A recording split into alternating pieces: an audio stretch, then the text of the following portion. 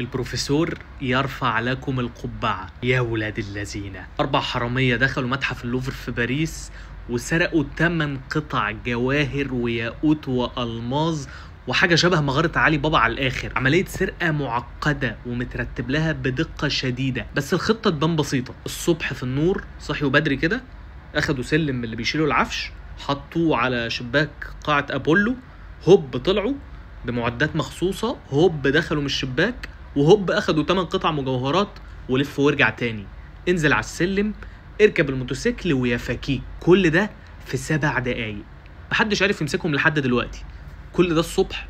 ايوه، مفيش بقى جو الليزر القاتل والبوابات اللي بتقفل لوحدها، الكلام ده شايلينه للافلام بس. قطع اثريه من وقت نابليون وتاريخ فرنسا العظيم.